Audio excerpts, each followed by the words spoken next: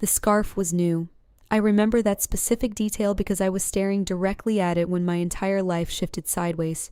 It was the kind of scarf that costs more than my monthly grocery budget, deep burgundy cashmere draped with impossible effortlessness around the shoulders of Celeste Arden, who was standing not 3 feet from me at the Hargrove University annual Literature Foundation Gala, which I was only attending because my scholarship coordinator had practically begged me to represent the Ellis Hargrove Scholarship recipients at the donor reception.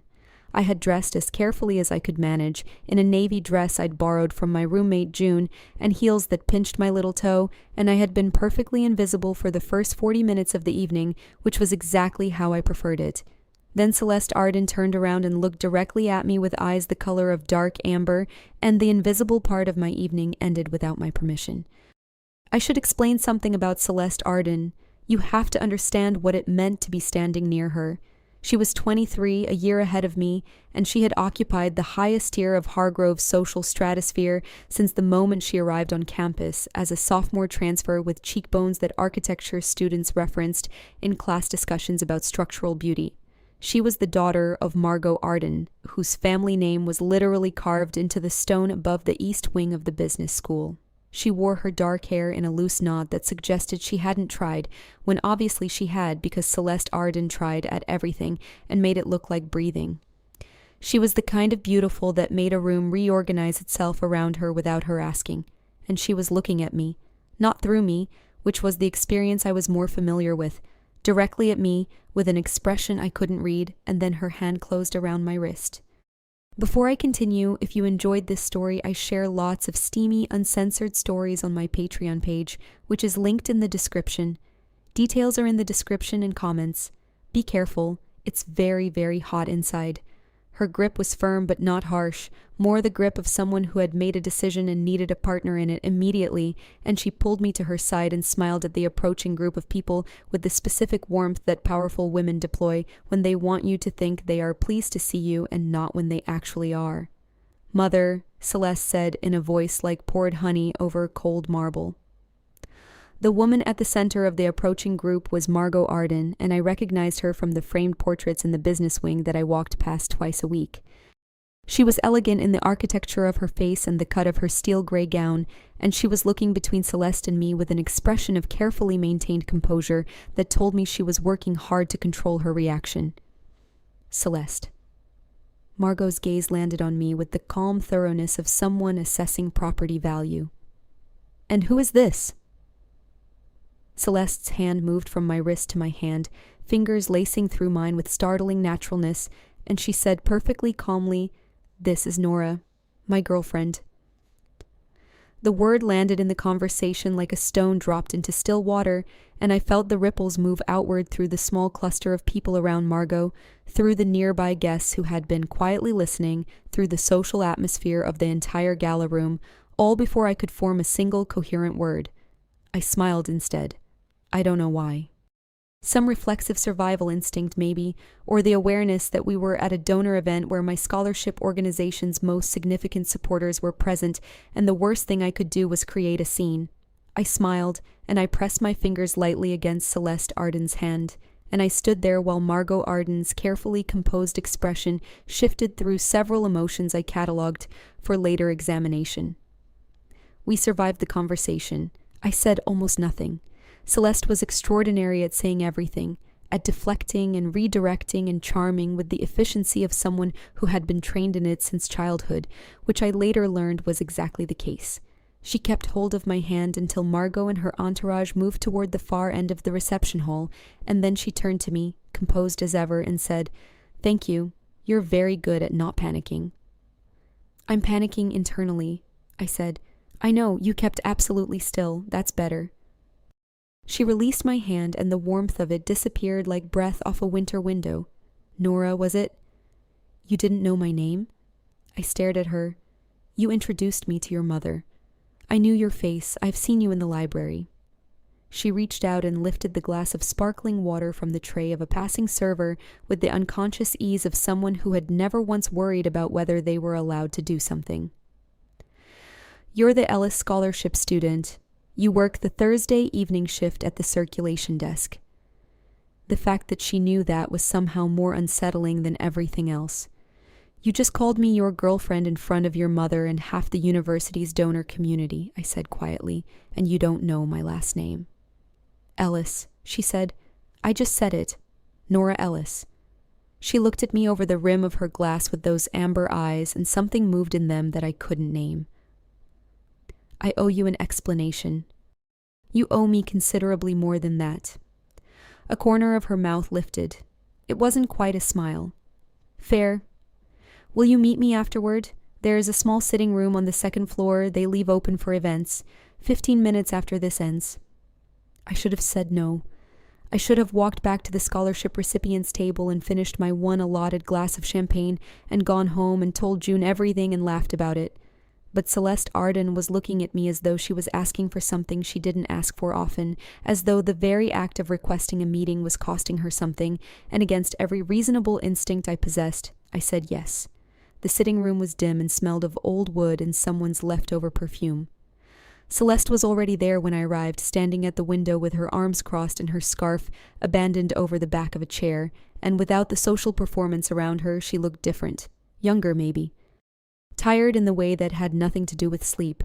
She told me quickly and without apparent emotion that her mother had been negotiating a very public arrangement for her, a partnership with the Reeves family that had as much to do with social optics as it did with the business merger the Ardens and Reeves were currently completing. The arrangement would mean Celeste appearing publicly with Donovan Reeves, who was boring and perfectly appropriate and everything her mother wanted, and Celeste had been delaying it for 3 months by various methods that had all run out that evening. "I needed someone," she said. "You were there. You seemed steady." "You needed a human shield," I said. She didn't flinch. "Yes. And now what? You need me to keep being your girlfriend until your mother accepts it and cancels the Reeves situation?" "Until the end of the semester, 12 weeks. After that, I'll be 24 and the terms of my trust change, and I have more independent financial footing to handle my mother differently." She was very calm explaining this, in the way that people are calm when they have already made peace with how calculating they sound. "I understand this is a significant ask of someone I barely know." "You don't know me at all," I said. "No," she agreed. "But you didn't betray me when you could have. That tells me something." I stood there in the dim sitting room studying Celeste Arden, who was studying me back with equal carefulness, and I thought about my scholarship. I thought about the academic misconduct complaint that Professor Harlan had filed against me in October, the one claiming I had submitted work that overlapped too closely with another student's paper, the one that was still technically under review by the academic board, the one that could derail my entire future if it concluded in the wrong direction. I had filed my defense and it was being evaluated, but the process was slow and uncertain, and it sat at the back of my mind like a splinter I couldn't reach. "The academic misconduct review," I said. "The one against me. Do you know about it?" Her expression didn't change. I heard something. "Your mother is on the academic oversight committee." A pause. "She has a seat. She rarely uses it actively. But she could," I said, "if she wanted to." Celeste was quiet for a moment, and I watched her understand what I was suggesting without me having to say it more plainly. "I can speak to her," she said finally, "about the review. I can make sure it's handled fairly and concluded promptly. I want it resolved, based on its actual merits, which are in my favor. I don't want it buried or fixed. I want a fair process that doesn't drag into next year." "I can do that. And the Alderton archive," I said. The words came out before I'd fully decided to say them, from a place of wanting something for myself beyond just protection. The Alderton archive was a restricted collection of 19th century correspondence and manuscripts that the university held in the Special Collections Vault. Access required faculty sponsorship and a waiting list I'd been on for 2 years. "I want access." Something shifted in Celeste's expression. Not annoyance, something closer to interest. "You've been trying to get into the Alderton. For my thesis research, I've been waitlisted since sophomore year. I can arrange access. My family donated half those materials." She uncrossed her arms. "So, 12 weeks. You play my girlfriend at events and on campus when it matters. I ensure the misconduct review is resolved fairly and quickly, and I arrange your archive access. The deal ends cleanly. No drama. No drama, I repeated, thinking that every single thing about this situation was already drama. We'll need to seem credible, she said. People will watch us carefully, especially Bianca. Who's Bianca? Celeste's expression did something complicated. Bianca Rowe. She used to be my closest friend. Now she monitors me like it's a profession. She'll look for any reason to call this fake. Why? Because she wants to see me fall. It's a long story. She said this with a finality that meant she wasn't telling it tonight.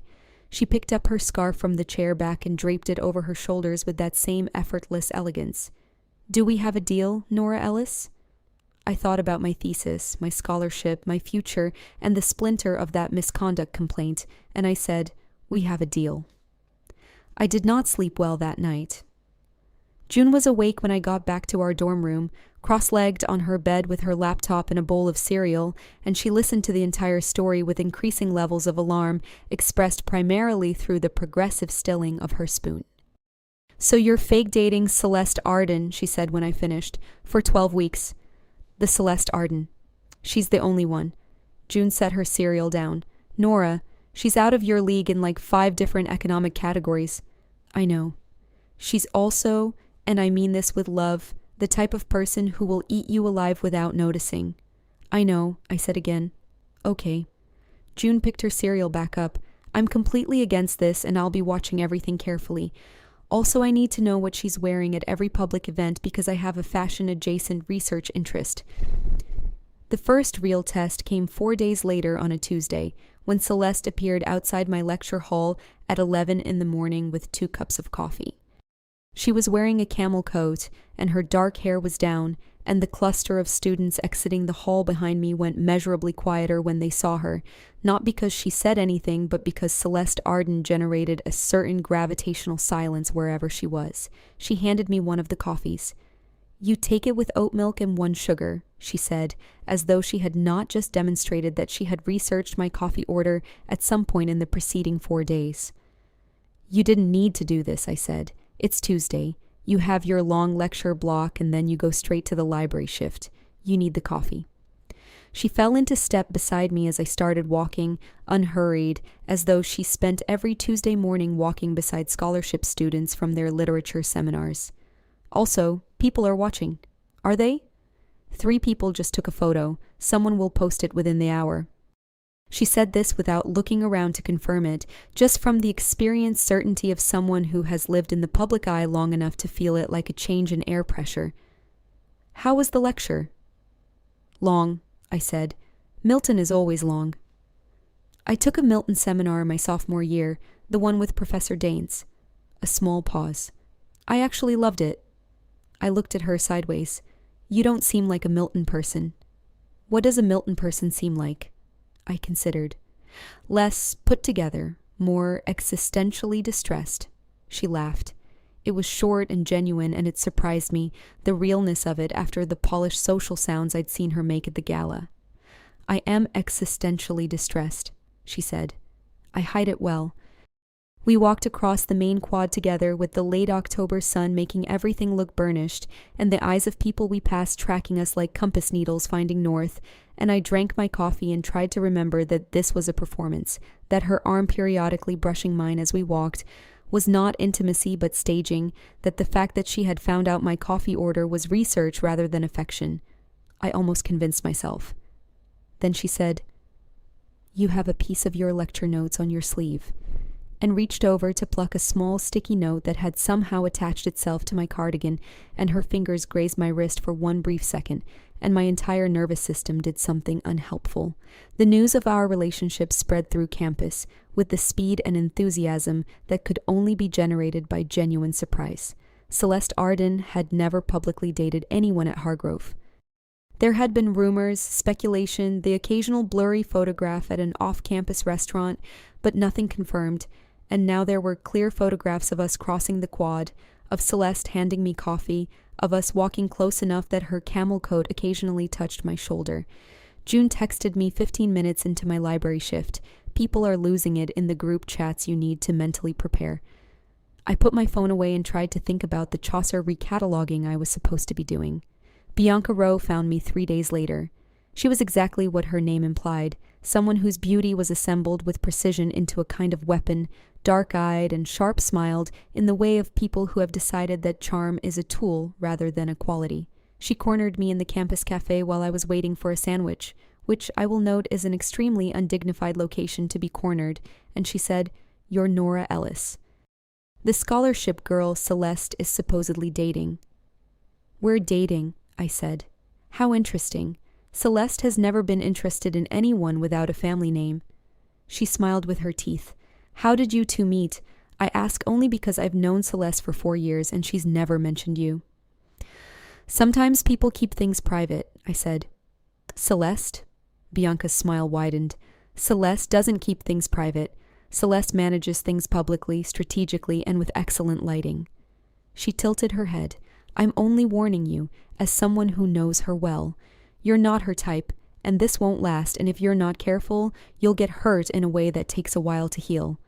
She collected her drink and walked away before I could formulate a response, and I stood there with my blood running a little colder and the sandwich I'd been looking forward to tasting like nothing in particular. I told Celeste about it that evening. We had established a routine of meeting at the library after her evening seminar, which was convenient because I was there anyway for my shift, and afterward we could sit in the reading room under the guise of studying while actually discussing the logistics of our arrangement in low voices that wouldn't carry. She came in at 8:30 as she always did, shrugging off her coat and settling across from me at the wide oak table I claimed every Thursday with my stacks of lit theory and my annotated Milton, and I told her what Bianca had said. Celeste listened. Her expression didn't change much, but her hand, which had been resting on the table, curled slightly around her pen. "She's trying to rattle you," she said. "It worked a little," I admitted. "Don't let it." Celeste looked up at me. "Bianca is skilled at finding what matters to someone and pressing on it. She found yours quickly. That means she's taking this seriously." "Taking what seriously? Exposing a fake relationship?" Celeste held my gaze for a moment, and something moved in her amber eyes that I couldn't quite categorize. "Taking you seriously," she said finally, "as a threat to the narrative she's been building about me." I wanted to ask what narrative. I wanted to ask many things about the history between Celeste and Bianca, the details she'd sealed off behind that clipped 4-year reference. But the library was quiet around us, and the lamp between our stacks cast a small gold circle of warmth, and Celeste had already opened her book, and the question felt like something that needed a different kind of space. We worked in silence for an hour. It was the comfortable kind, which surprised me. Celeste studied with the same intensity she appeared to bring to everything, her notes compact and precise in a handwriting I glimpsed as unexpectedly elegant, small and slanted, the kind that develops when you've filled a lot of journals. At one point, she reached over without looking up from her reading and pushed my annotated Keats toward me from where it had slid to the edge of the table, a simple gesture that nevertheless felt like being known. Around 10, she closed her book and pressed the heels of her hands against her eyes for a moment, just briefly, just a crack in the composure, and when she lowered them, I saw the exhaustion underneath. "You don't have to stay," I said. "I know." She didn't move to leave. "It's quieter here than anywhere else I'm supposed to be tonight." I thought about what that meant, about what the list of places Celeste Arden was supposed to be on a Thursday night at 10 o'clock looked like, and I felt something that was not precisely sympathy but was adjacent to it. "The gala for the Harrington Foundation is next Friday," she said. "It'll be the first major event where we're public. My mother will be there. Bianca will definitely be there. Should I be nervous? She looked at me steadily. "Are you good at appearing calm when you're not?" "I've had practice," I said. "The scholarship committee interviews. The first year of being the only person in every room who had counted their grocery budget down to the dollar. I'll be fine." "Wear something you feel like yourself in," she said, which was not the advice I expected from someone who inhabited elegance like a second language. It makes everything else easier. The night before the Harrington Gala, Celeste appeared at my dorm room door, which she had never done, and June opened it and stared at her for a full 3 seconds before turning to call for me with an impressive level of composure. Celeste was carrying a dress bag. She held it out when I appeared and said, "Before you argue, this is purely practical. You'll be photographed extensively and we need visual coherence." Visual coherence, I repeated. We should complement each other. I found something that will work. She hesitated, and the hesitation was small, but it was there, a crack that someone less observant might have missed. You can refuse it. I just thought it might reduce your stress to have something prepared. The dress was the color of midnight water, deep blue-green silk that draped with a quality of fabric that made my own wardrobe feel like it existed on a different continent. It fit, which was startling, and when I looked at myself in the narrow mirror behind our door, I felt something I rarely felt while getting dressed, which was that I looked like a version of myself I recognized but had not often shown anyone. June, from her bed, made a sound of quiet devastation. She has good taste, she told me privately when Celeste stepped outside to take a phone call. I'm still suspicious of her, but the dress is excellent. We were photographed arriving together, and Celeste curved her hand at the small of my back as we walked through the entrance of the Harrington Center, and I understood then what she had meant about visual coherence. We did complement each other. Her dress was ivory and architectural, and mine was that deep teal, and together we looked like something deliberate and complete. The room noticed us as we entered. I felt it, not as a threat for once, but as a strange kind of warmth, being stood beside someone who made space for you in the middle of all that attention. Margot Arden found us within 15 minutes because Margot Arden was not the type of woman who waited for things to come to her. She was gracious in the way that contains a warning, complimenting my dress with words that technically said nothing negative but had the quality of carefully measured assessments. She asked about my studies with the tone of someone interested in knowing the dimensions of a thing before deciding if it fits. Celeste stood beside me and touched my hand once on the back, just her fingers resting there for a moment, and I drew on every quiet internal resource I possessed and answered Margot's questions without letting my voice betray the faint tremor in my chest. Afterward, when Margot drifted away to speak with the foundation chair, Celeste leaned close and said quietly near my ear, "You were extraordinary." Her breath was warm and her perfume was something I had not identified yet, but would later understand was the specific scent my memory associated with the word safe, and I said, keeping my voice steady, "Your mother hates this." "She doesn't hate it," Celeste said. "She doesn't understand it. Those are different problems." She drew back to a socially appropriate distance and lifted 2 glasses of champagne from a passing tray and handed me one. She expected Donovan Reeves. She's recalibrating. "And Bianca?" I asked, because I'd seen Bianca across the room twice already, both times watching us with that precise cataloging attention. "Let her watch," Celeste said. "We give her nothing to work with." We gave Bianca nothing to work with. We stayed close and attentive to each other in the way that couples are, Celeste's hand finding mine at intervals, my hand resting against her arm, our heads tilting together when we spoke quietly. It was performance, and I knew it was performance, but the performance felt less like deception than I had expected, and more like a kind of translation, as though we were speaking a language that was only technically new. It was on the way home, in the back of the car Celeste had arranged, that I saw the real version of the evening's cost. She leaned her head back against the seat and closed her eyes, and the composed expression she had worn for 4 hours dissolved the way held breath dissolves when you finally exhale, and she just looked tired. Beautifully, truly, bone-deeply tired. I didn't say anything. I watched the campus lights stream past the window and thought about the Celeste Arden that Hargrove University saw, and the Celeste Arden sitting here with her eyes closed and her careful smile finally, mercifully, gone. "Do you ever get to just be tired?" I asked. She opened her eyes without lifting her head from the seat. "What do you mean?" "Do you ever get to be tired in a room where it doesn't cost you anything?" She was quiet long enough that I thought she might not answer. Then, "Not often. Not in a long time." "I'm sorry," I said, which I meant. She turned her head and looked at me, and in the moving light of the window her expression was something I hadn't seen on her before, something unguarded and wondering, as though she was deciding whether the thing I'd said was real and had concluded that it was. "Don't apologize," she said quietly. "It's nice. Being asked." November settled over campus like a held breath. All gray skies and bare trees and the smell of damp stone that I had always loved about this particular corner of campus in autumn.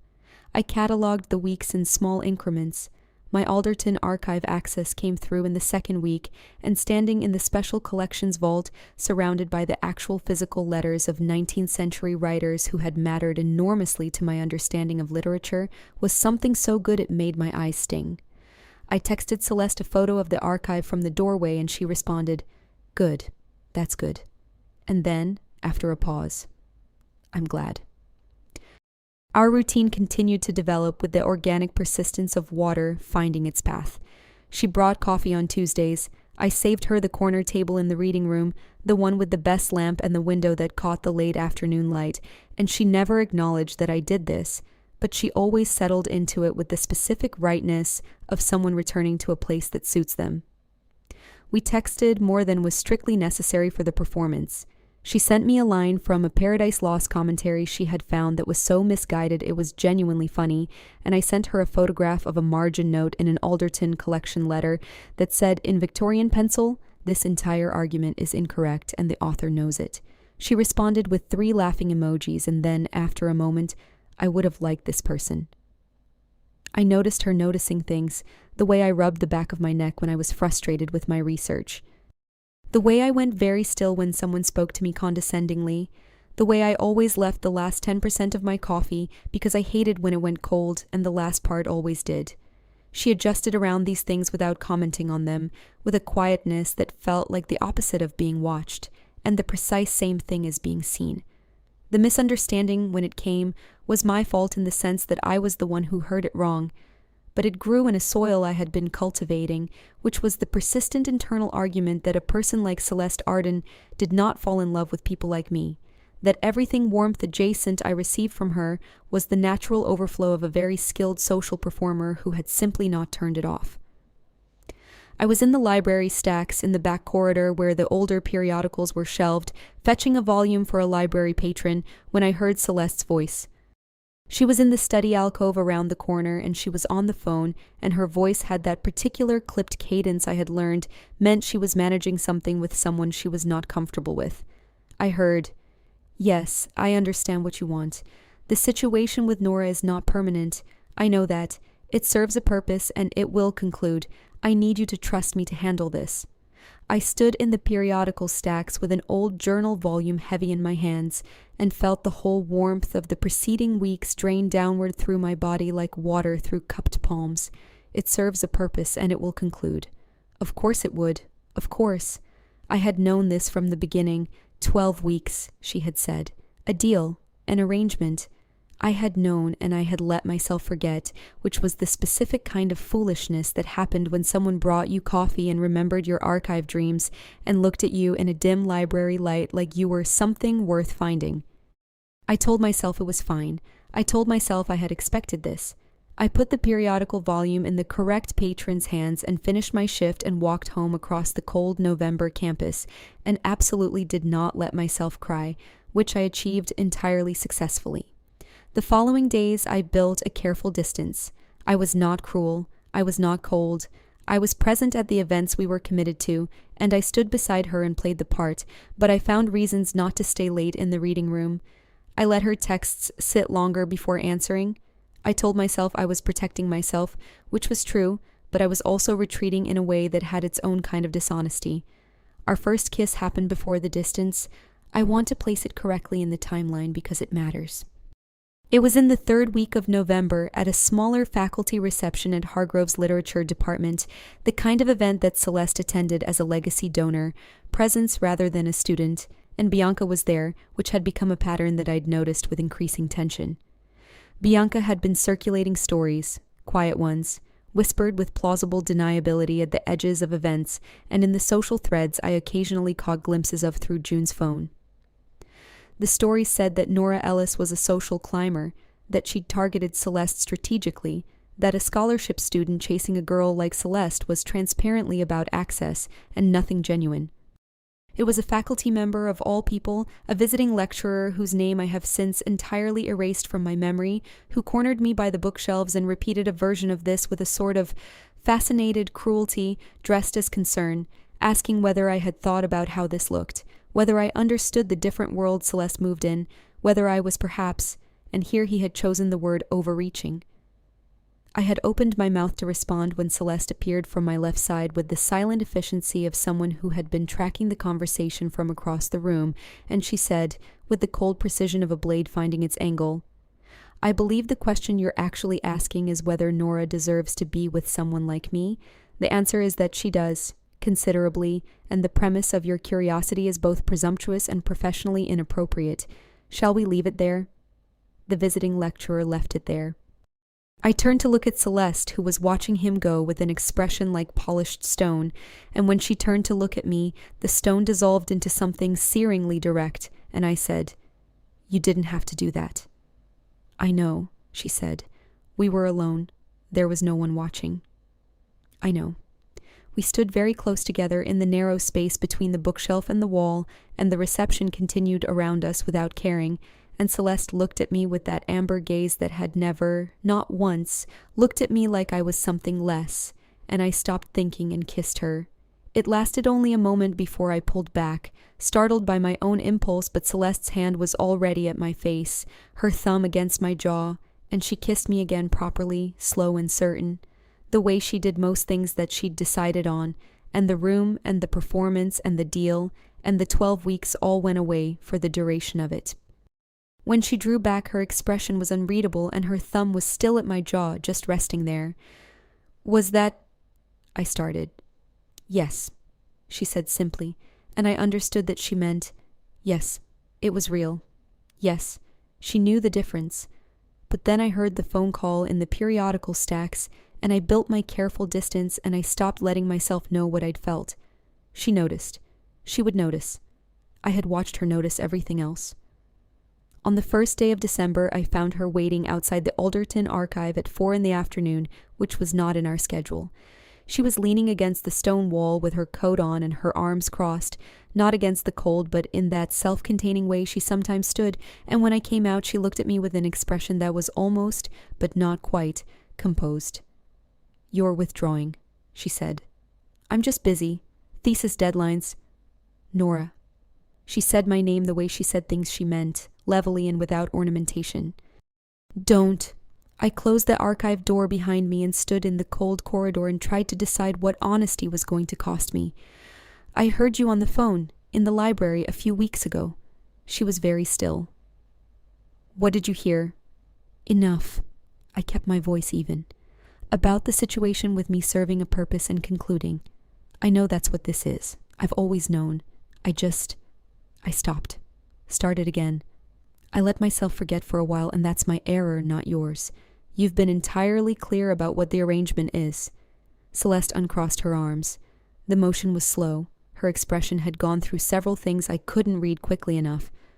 "Who was I talking to?" she asked. I blinked. "I don't know. I didn't see you." "I was talking to Donovan Reeves's secretary," she said, "who called to ask if there was any prospect of revisiting the arrangement because the merger timeline was pressing. I was telling her that my relationship was not temporary and that the Reeves arrangement was definitively off the table." She held my gaze without blinking. "The situation serving a purpose and concluding that you heard was the Reeves arrangement, not you." The cold corridor was very quiet. I had built 4 weeks of careful distance on a misheard sentence. "Oh," I said, which was inadequate by about 10,000 words. "You should have asked me," Celeste said, and her voice was not angry, which was almost worse. It was something rawer than anger. Disappointed, maybe. Hurt, possibly. Instead of disappearing behind politeness. "You're hard to ask things of," I said honestly. "You deflect questions about yourself. You change the subject. Every time I've tried to understand something real about you, you've redirected." She was quiet for a moment. The corridor hummed with its own stillness. "I know," she said at last, which was the most unguarded 3 syllables I had heard from her. We stood in the cold archive corridor, and the distance I had built sat between us, not entirely gone but visible now, and I thought about asking her to just say it, to just tell me what the last 7 weeks had been for her, whether the coffee and the real laugh and the way she had defended me when no audience was watching had been something she chose or something she performed.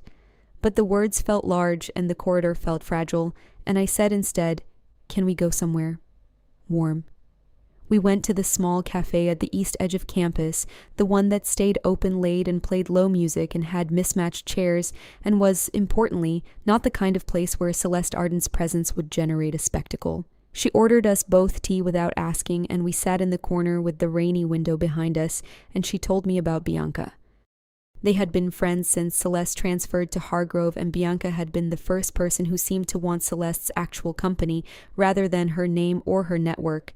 They had been close for 2 years, genuinely close, the kind of friendship that felt like recognition, until the moment when Celeste had told Bianca something true and private about herself, about the loneliness underneath the performance, about the exhaustion of being the Arden heir in a room full of people who needed something from her name.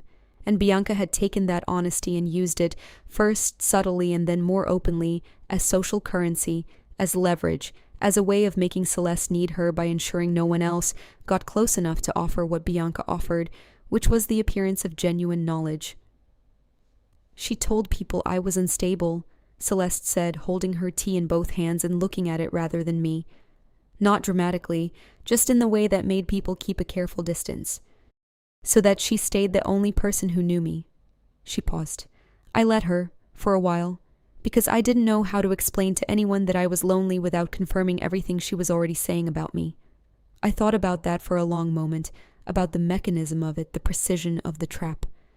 So when you stopped needing her?" "When I asked her to stop, yes. She was not gracious about it."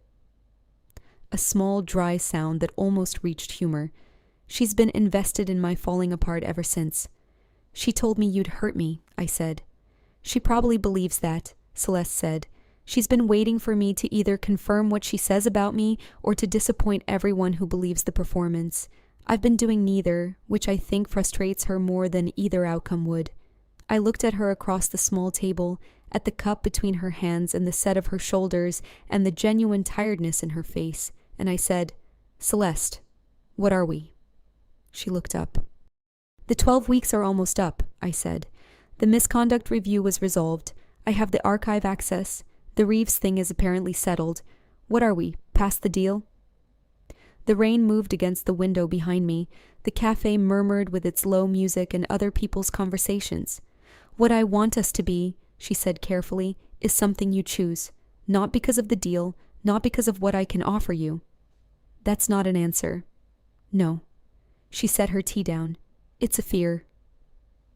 She looked at me with an openness I had not seen from her before, and I understood suddenly that this was what she looked like without armor, without performance, without the management of impressions, and it was somehow both more beautiful and more frightening than anything she had shown me before, because it was real, and it was asking for something, and Celeste Arden did not know how to ask.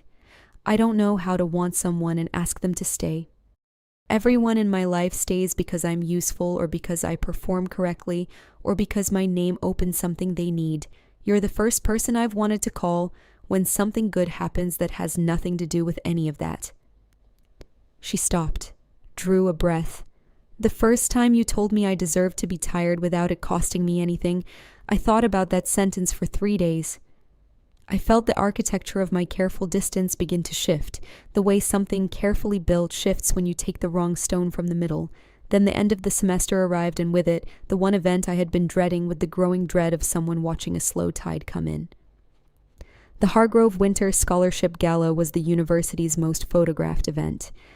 It was where the donor families and the scholarship recipients gathered in the same room under the same crystalline lighting and gave speeches about merit and opportunity with the underlying current of power and money so visible it was practically structural. Celeste would be there as an Arden, I would be there as an Ellis scholar, and Margot Arden would be there because Margot Arden was always there when something important was being decided. I was supposed to be making a short address as the Ellis Scholarship representative, which I had written and rewritten 6 times and had almost memorized. I arrived early and found June waiting at the entrance with a look on her face that meant something had happened. "Bianca posted something," June said. I took her phone. The post was technically elegant in its ambiguity, a thread on the campus social platform with the heading Curious Questions about the Arden Scholarship Relationship, followed by a series of questions about timing, about the coincidence of Nora Ellis's misconduct review being resolved shortly after the relationship went public, about the practical benefits of being connected to a donor family, about what exactly a scholarship student and a campus queen could genuinely have in common. It didn't accuse directly. It was designed to let others draw the conclusion while Bianca maintained the position of innocent inquiry. The comments were a mixture of things I did not read completely because June took her phone back. "Okay," June said. "How do you want to handle this?" I thought about the 12 weeks. I thought about the archive and the coffee and the periodicals corridor and the kiss in the lit reception. I thought about Celeste at the cafe window telling me that I was the first person she called when something good happened. I thought about the version of myself I had been before this semester, careful and invisible and small enough to fit in the margins of the university without disturbing anything that belonged to someone else. "I want to give my address," I said. The gala was at full capacity when I got inside, every seat of the Hargrove Hall taken and the standing areas occupied by people with champagne and institutional smiles.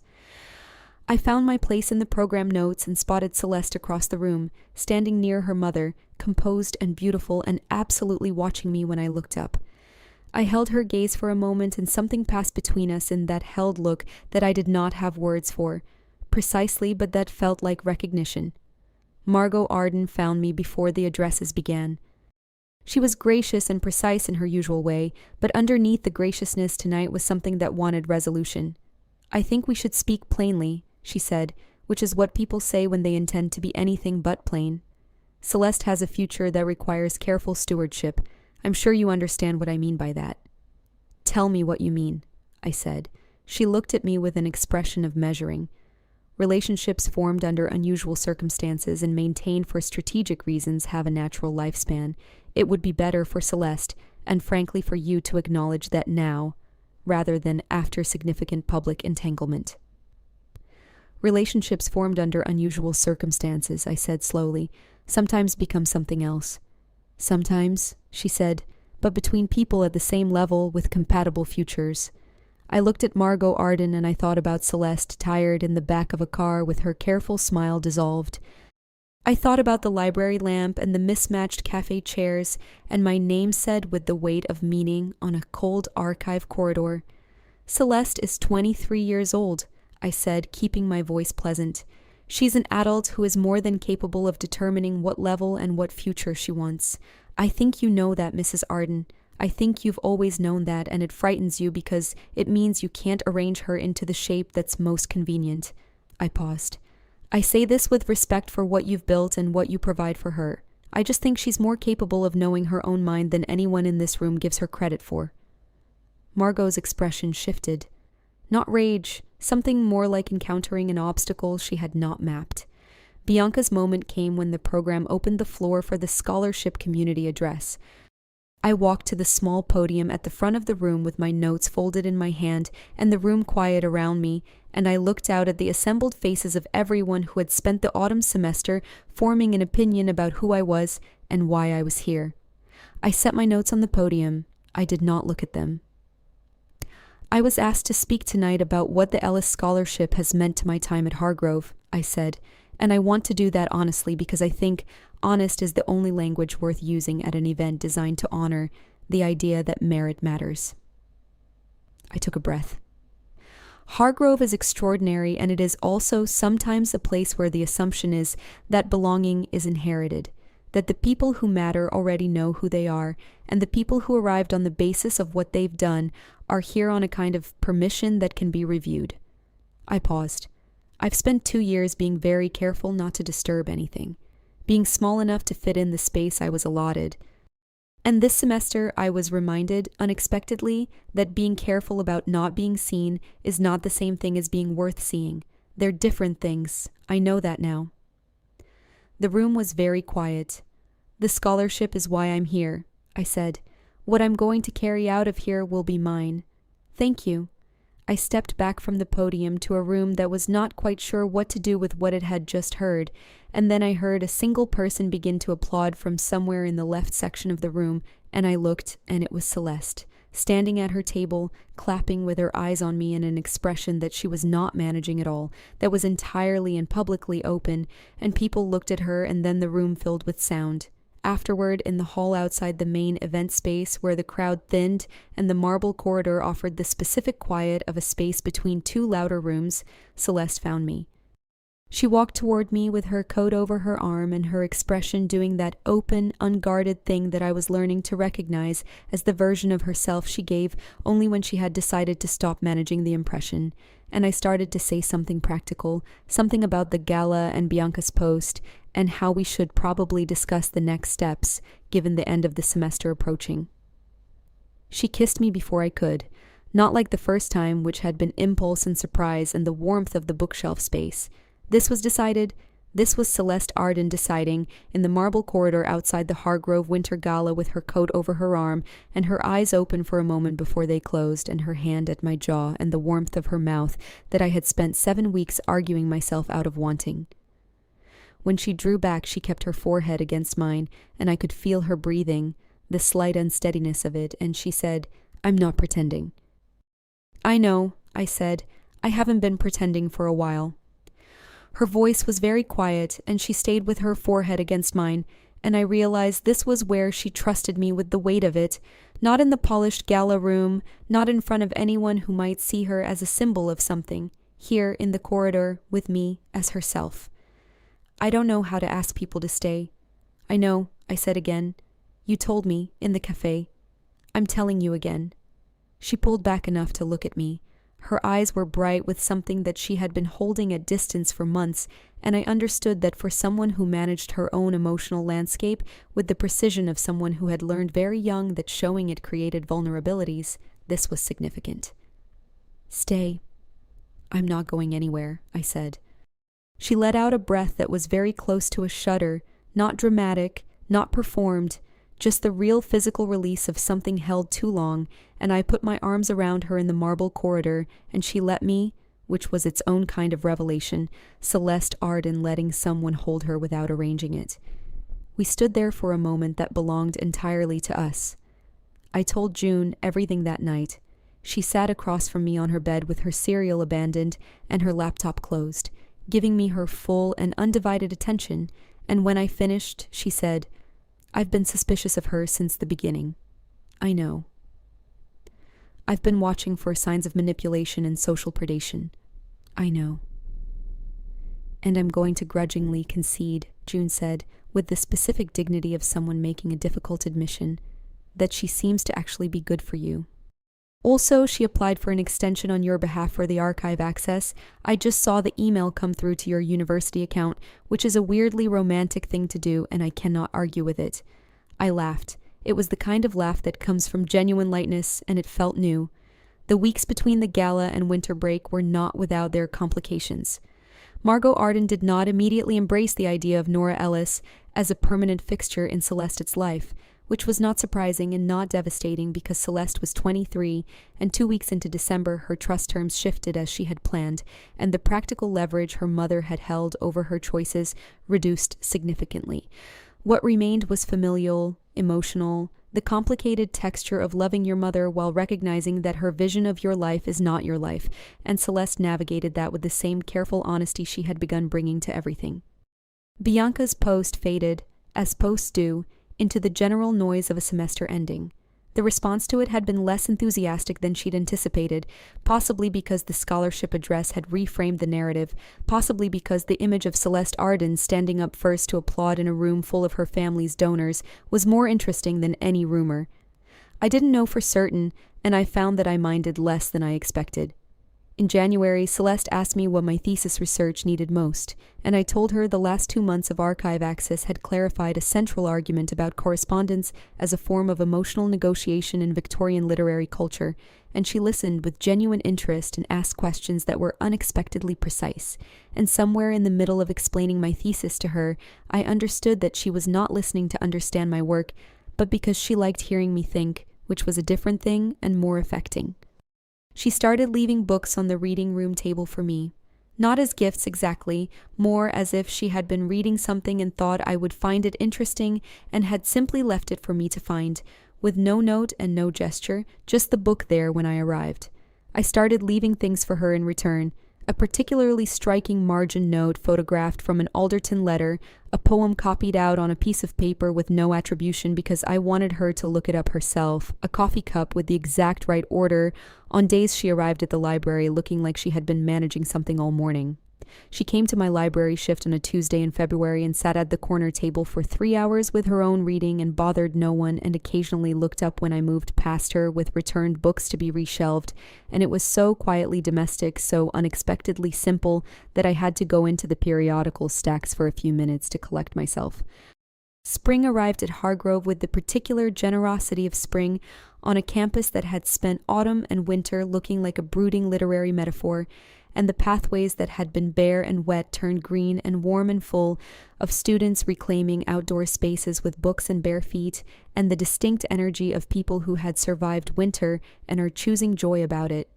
On a Friday afternoon in early April, with the semester drawing toward its final weeks, and my thesis at 3/4 complete, and the archive access extended through May by arrangement, Celeste was waiting for me outside the literature building after my last seminar of the week.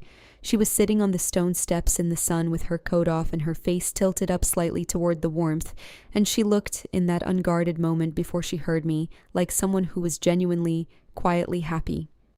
She heard my footsteps and looked over, and the smile that came to her face was not the curated warmth of the social performance or the careful composure of the management version. It was just her face, doing what her face did when she was pleased to see someone. "You have notes on your sleeve again," she said. I looked down. There was indeed a sticky note attached to my cardigan. "It's a system," I told her. "A chaotic one." I sat down beside her on the warm stone steps, and she handed me the coffee she had been holding and said, "Oat milk, 1 sugar." I took it. The sun was warm and the campus was busy around us in that pleasant background way of a Friday afternoon. "You have a lecture at 4, I said. "I know. We have 40 minutes. She looked out at the campus path in front of us, at the students moving past with their books and their bicycles and their weekend plans, comfortable in the way of someone who had decided to inhabit the present moment instead of managing the next 3. "I spoke to my mother last week. Actually spoke to her." "How was it?" "Long," she said. "Difficult, honest, which made it more difficult." A pause. "She asked if you were a permanent decision." "And you said?" She turned her head and looked at me. I said yes. I felt that word settle somewhere underneath my sternum, quietly, the way good things settle. "She didn't love it," Celeste continued, "but she's also been aware for a while that her method of loving me was making me smaller, and I think she's intelligent enough to understand that she has a choice about what happens next between us." She looked back out at the path. "She asked what she should call you." I blinked. "What did you tell her?" "Nora," she said simply. "Her name is Nora." I looked at Celeste Arden in the April sun, at her camel coat folded across her lap and her dark hair loose and her face relaxed and human and present, and I thought about the gala in October where she had pulled a stranger into the most complicated arrangement of my academic life, and the sitting room afterward where she had asked for something she needed, and all the library evenings and the cold corridors and the marble halls and the cafe window, and the moment in the corridor after the winter gala when she had said simply, "Stay." I thought about the girl I had been before this year, careful and small and practiced at fitting inside the edges of a space I had been allowed, and the girl I was learning to be now, who had stood at a scholarship podium and said that visible and worth seeing were different things, and she knew that now. "Nora," Celeste said, and I turned to look at her, and she was already looking at me, and her expression was everything she had learned to let me see, which was everything. "What are you thinking about?" "You," I said honestly, "and margins." She tilted her head slightly, a small, curious angle. "I spent a long time learning to live in margins," I said. "Other people's margins, the space at the edge that was left over." I looked at her. "You kept pulling me into the middle without asking." "I should have asked," she said. "It worked out," I said, and she smiled. "The real one, the brief and unpolished one that I had come to understand was the truest indicator of her actual interior, and she reached over and took my hand on the warm stone step. We sat in the April sun with the campus moving gently around us, and the coffee was exactly right, and her hand was warm, and somewhere behind us in the literature building, Professor Daines was probably pulling together her Milton seminar materials, and in the archive vault the Alderton letters waited in their careful darkness for me to come back to them next week, and my thesis was taking the shape I had always wanted it to take, and Celeste Arden was holding my hand on a public staircase without managing any impression at all. The semester ended. My thesis was submitted and received warmly. The misconduct case had been formally closed in my favor in November, correctly and fairly, as agreed, and I had filed it away in the particular mental drawer labeled things that frightened me and didn't destroy me. June graduated in May and hugged me for an embarrassingly long time before going home to her family and sending me 3 texts in the first hour about how she was already bored and missed the dorm. Celeste walked in the Arden donor commencement event with the composure of someone who had negotiated her own peace with what she was heir to, and I watched from the scholarship section and thought that she had never looked more like herself.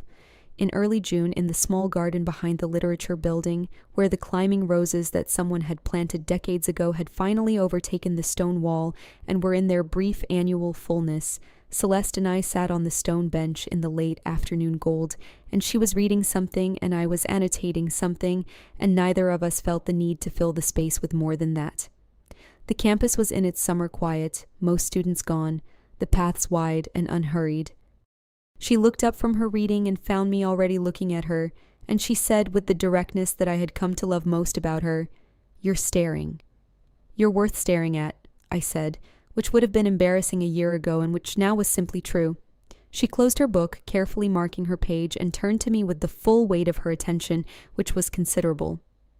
"I have been thinking," she said, "about next year." "What about it?" "About what we're both doing. Your thesis continuation, my board work with the foundation." She paused. "About whether there is a reasonable way to be doing those things in the same city, given that we have some geographic choices to make." I looked at her.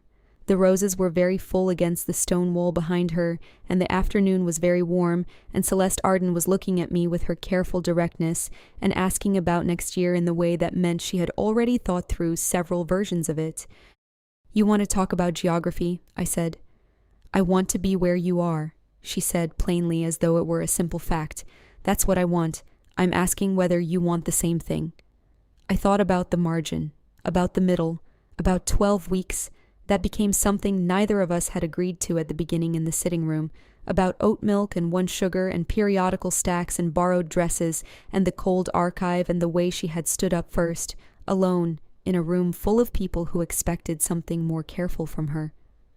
"Yes," I said, "that's what I want." She looked at me for a moment longer, and then she leaned forward and kissed me softly in the rose garden in the June light, and I put my hand against her face, her jaw warm under my palm, and she made a small sound against my mouth that was so simply happy that I felt it travel all the way through me. We stayed in the garden while the afternoon light changed and the climbing roses cast their shadows longer across the stone, and she read, and I annotated, and sometimes we talked and sometimes we didn't, and the campus was quiet around us and the world was outside its gates, and in here, in the garden behind the literature building where no one was watching and there was no impression to manage and no arrangement to fulfill, we were just 2 people who had started in the most complicated possible way and arrived somewhere very simple. She reached over at some point and tucked a loose page of my notes back into my notebook without looking up from her own book, the same instinctive tidying she had always done, and I looked at her profile in the gold light of the afternoon and knew with the clean certainty that the best things arrive in, that this was real and she was real, and I was not in any margin anymore.